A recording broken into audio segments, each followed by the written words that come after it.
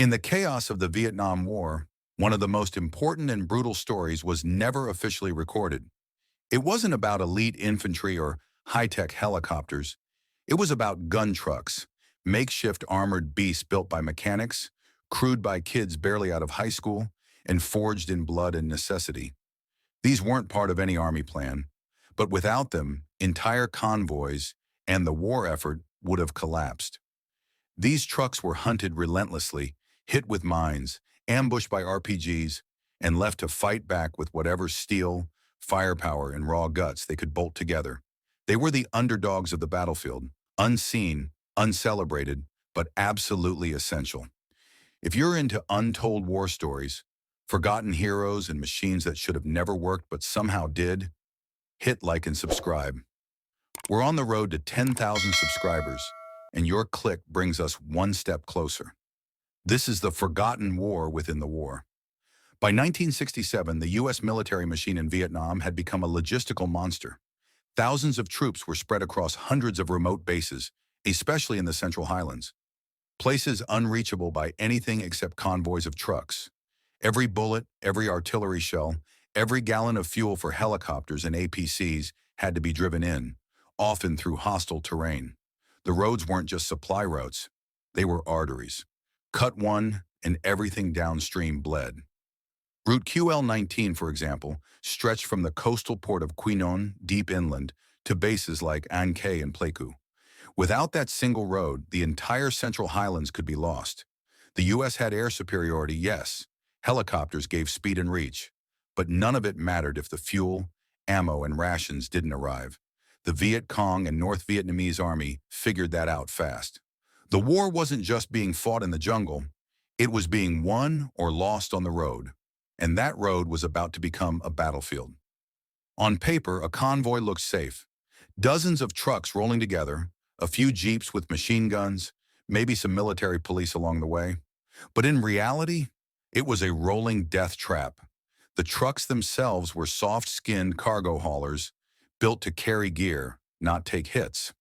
The drivers were 19 or 20 years old, often with only basic weapons training in a standard-issue M16. These weren't infantry. They were kids from Detroit and Dallas just trying to deliver supplies. Security was laughably thin. A couple of jeeps with mounted M60s were supposed to cover convoys sometimes over 100 vehicles long, snaking through jungle roads with steep hills, blind corners, and dense foliage pressing in on both sides. The U.S. was still thinking like it was Korea, where ambushes were rare and the enemy lacked coordination. But this was Vietnam. The Viet Cong and North Vietnamese army didn't just ambush. They studied, planned, and waited. They knew the convoy's schedules, terrain, and weaknesses. They knew that American fire bases were heavily protected. But trucks on the road? That was where the bleeding could start. And once it did, it wouldn't stop. The jungle wasn't just cover, it was a loaded gun, and the convoys were walking into its sights every single day. September 2nd, 1967. It started like any other supply run, 90 vehicles rolling west toward the inland base at Pleiku. The convoy was long, slow, and vulnerable. The road, QL-19, carved through thick jungle with sharp bends and 10-foot walls of green on either side. Soldiers had started calling it Ambush Alley. They didn't know how right they were. Waiting above the road was a North Vietnamese army unit. 60 to 80 troops dug into camouflage fighting positions.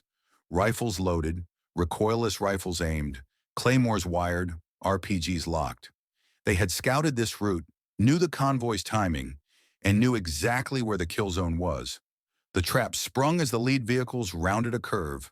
A recoilless rifle round blew apart the lead jeep, killing the commander instantly. Mines were dragged across the road and detonated, disabling trucks and boxing the rest in. Then came the hillside gunfire, automatic weapons, claymores, RPGs, all at once. Drivers barely had time to react. Some returned fire from the cab, others jumped out and fought from the roadside. Many had just a rifle and a couple of magazines. The ambush zone stretched almost a kilometer. Trucks burned, crews died in their seats. In just 10 minutes, 30 vehicles were destroyed or disabled. 7 Americans were killed, 17 wounded. The attackers melted back into the jungle before U.S. helicopters could arrive. But the damage had been done, and not just to the convoy. This wasn't random. It was a test, one planned by the NVA to study American convoy reactions, measure response time, and see how long they had before gunships arrived. The U.S. had been outthought and outmaneuvered. For the 8th Transportation Group, everything changed that day. Until then, truck duty felt like rear-line work. After September 2nd, no one had that illusion anymore. The road was now a battlefield, and drivers were on the front lines whether they were ready or not. After the September 2nd ambush, the U.S. military scrambled to respond. That attack wasn't just a hit, it was a message. The jungle wasn't hiding the war anymore. It was the war, and convoys were now primary targets. The Army tried to adapt fast. Military police patrols were stepped up. Checkpoints were added along vulnerable routes. Engineers brought in roam plows, massive bulldozers designed to cut back the jungle and strip away ambush cover. Roads like QL-19 were widened, sightlines cleared, and kill zones remapped. But there was a problem. It wasn't enough. The jungle grew back. The roads were too long and isolated to patrol constantly. Convoys still moved slowly, and the enemy knew every curve, every bottleneck. They were masters of hit-and-run tactics, and they weren't going to stop because a few trees were cut down. The U.S. needed something more. Not another checkpoint, not another jeep with a gun. They needed protection that could roll with the convoy, something that could take a hit, shoot back hard, and survive the kill zone. And that's when the real transformation began. Not in the Pentagon, but in the motor pools and machine shops, by drivers and mechanics who decided they weren't going to die without a fight. The answer didn't come from command.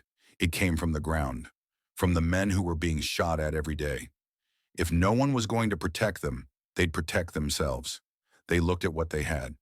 Standard 2.5-ton cargo trucks, unarmored, open, exposed. But they had space, they had tools, and they had a reason to fight back. So they started building. Sandbags were the first step, stacked in the truck beds to provide cover for a shooter with an M60. Some trucks added wooden ammo crates as makeshift walls. It was crude, it was heavy, but it was better than nothing. Then the monsoon rains hit. Sandbags soaked up water like sponges. Trucks cracked suspensions, overheated and broke down. That's when the game changed. They switched to steel. Mechanics and engineers scoured junkyards, pulling armor from wrecked tanks, abandoned landing craft, even downed helicopters. No two builds were the same. Steel plates were welded onto the truck beds and side panels. Engines, fuel tanks, and cabs got protection too. Floors were reinforced with planks, rubber mats, or spare armor to survive mines. They weren't pretty, but they worked. And every one of them became a one-of-a-kind monster. The name gun truck was born. No one gave them permission, but no one stopped them either. These weren't vehicles anymore. They were declarations. Painted black, loaded with firepower, and given names like Brutus, the Untouchable, and Satan's Little Angel, they rolled out with one mission: make it through the ambush and bring everyone home. The earliest gun trucks were raw, built with desperation, shaped by necessity. There were no blueprints, just whatever steel, sweat, and scrap could be found. Each truck was a Frankenstein machine, unique to the hands that made it and the junk it was built from. Steel plates were welded onto the cargo bed, forming armored walls around the gunners. The cab got as much protection as possible: engine blocks, doors, windshields, anything that could catch bullets or shrapnel. Floors were lined with wood planks, rubber, or salvaged metal to shield against mines. The most important rule? If the truck stopped in an ambush, everyone inside was dead. So the engine had to be shielded, the fuel tank sealed, and the crew ready to fight on the move. Most trucks started with a pair of M60 machine guns mounted in the bed. That was the basic loadout. But as combat intensified, so did the firepower. Some added caliber Brownings. Others rigged up extra mounts to cover every angle. Painted in flat black or olive drab, the trucks became symbols of defiance. Crews gave them names like War Horses, Pandora's Box, Ace of Spades, Black Widow, and painted them across the armor in white letters or hand-drawn graffiti. They didn't look official, because they weren't. But when those trucks rolled, they looked like something out of a nightmare. And that was exactly the point. As the ambushes got worse, so did the trucks, and their teeth got sharper. What started with a couple of M60s quickly turned into full-blown fire bases on wheels. The .50 caliber M2 Browning became the standard. Its raw stopping power and range made it perfect for jungle ambushes. Crews began mounting them in pairs, sometimes triples. Some gun trucks had overlapping arcs of fire so that every direction, front, rear, left, right, was covered. Then came the experiments. Some units mounted salvaged miniguns, ripped from damaged helicopters. Others bolted down quad. 50s, anti-aircraft turrets originally built to shred enemy planes, now aimed at tree lines and ambush points. One well-placed burst could silence an entire squad. Gunners also carried M79 grenade launchers, claymores, hand grenades, shotguns, flare guns, you name it. If it could kill, it rode in the truck. Ammo was stockpiled in boxes, crates, and sandbags, with no fear of too much. In the kill zone, every round counted. But the point wasn't just firepower. It was shock. When an ambush hit, the goal was to return so much fire, so fast that the enemy either died or ran. The idea was simple. Overwhelm them before they overwhelmed you. Gun trucks didn't hide. They didn't wait. They hit back and hit hard. Once the basics were figured out, things got wild. The early 2.5-ton trucks were effective, but they couldn't handle the weight of all that steel and weaponry on steep mountain roads. So crews upgraded to the heavier M54 5-ton trucks. Bigger engines, tougher suspension, they were better suited to carry armor and survive ambushes. But that wasn't the limit. Some units went even further, welding the shell of a damaged M113 armored personnel carrier directly onto the truck bed. Tracks and engines stripped, what was left was a fully armored gun box bolted to a cargo chassis. It looked insane, and it was, but it worked. Some of these Franken trucks had turrets facing forward. Others mounted backward to balance the weight. Weight distribution became a science, but one that was always second to firepower. Quad 50 mounts, originally used for anti-aircraft defense, were now slamming jungle hillsides with overwhelming force. A few trucks had salvaged miniguns spinning at 4,000 rounds per minute. Others mounted armor, spaced out to reduce the blast effect of RPGs. It wasn't doctrine, it was trial and error.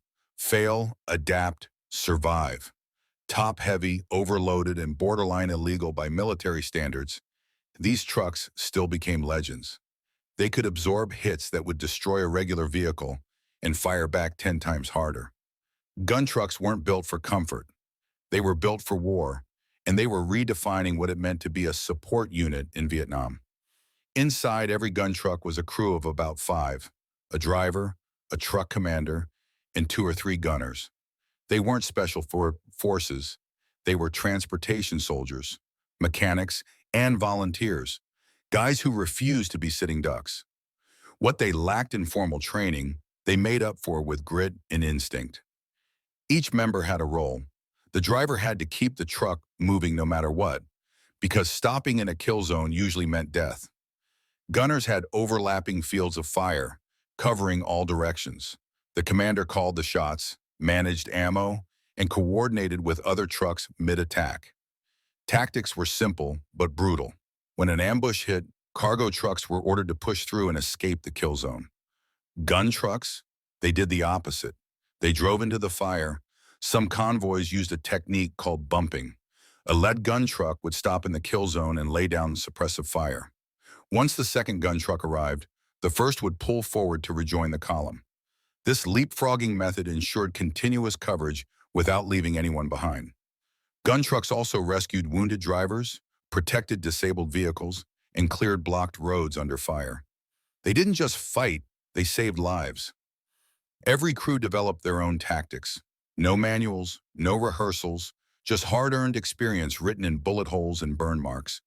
They weren't supposed to be warfighters, but they became some of the fiercest warriors on the road. Some names never made the history books, but a few carved themselves into legend. Men who didn't just ride in gun trucks, they died in them, saving others. February 23, 1971. The gun truck Brutus was near the front of a convoy moving through the notorious K Pass. It was a known hotspot, tight curves, thick jungle, perfect for an ambush. As they reached the bend, the hillside erupted in gunfire. Enemy rockets slammed into the convoy. Two fuel tankers burst into flames. Brutus held the line, returning fire even as the heat from the burning tankers closed in. Then a rocket hit Brutus directly, killing crewman David Callison and wounding two others. But the truck stayed in the fight. Then it went quiet, a false calm. That's when a squad of NVA soldiers charged from the jungle. One of them threw a grenade into the open gun box. Specialist Larry Dahl didn't hesitate. He shouted a warning and dove on the grenade. The blast killed him instantly, but the rest of the crew survived. They were able to drive the burning, shot-up truck through smoke and chaos to the nearest checkpoint, where medics took over. Larry Dahl's body stopped that grenade. His sacrifice saved his brothers. He was posthumously awarded the Medal of Honor. August 25, 1968. Another convoy, 81 trucks hauling fuel and artillery ammo, rolled through the village of Apne. No gun trucks this time, just 8 jeeps and a lot of exposed drivers. Specialist William Seay was hauling artillery powder when the convoy was ambushed. Disguised VC fighters in stolen ARVN uniforms opened fire from all directions. Seay jumped out of his truck and returned fire. When his rifle jammed, he still managed to spot and shoot a sniper from 75 meters away. Then came the grenades, 3 of them, tossed at his position. Seay kicked or threw back every single one before they exploded. Wounded but still fighting, he dropped more VC before a sniper's bullet hit him in the head. He was 60 days from going home. He, too, received the Medal of Honor. These weren't soldiers trained for heroism. They were truck drivers, gunners, supply men. But when the fire came, they stood tall and didn't back down. When the Vietnam War ended, most of the gun trucks were abandoned, scrapped, stripped, or left to rust in motor pools. They were never officially recognized, never standardized, never celebrated the way tanks or helicopters were. But their legacy didn't die. The concept of gun trucks lived on and evolved. The brutal lessons learned in Vietnam shaped how modern militaries approach convoy protection today. In Iraq and Afghanistan, when IEDs and ambushes threatened supply lines once again, the U.S. military didn't forget. Gun trucks were reborn as up-armored Humvees, MRAPs, and tactical vehicles purpose-built for roadside warfare. But unlike the sleek, factory-built machines of today, the original Vietnam gun trucks were something different. They were handcrafted, personal, and often deeply emotional. Each one carried a name, a crew, a history, written in black paint and bullet holes. They weren't just vehicles.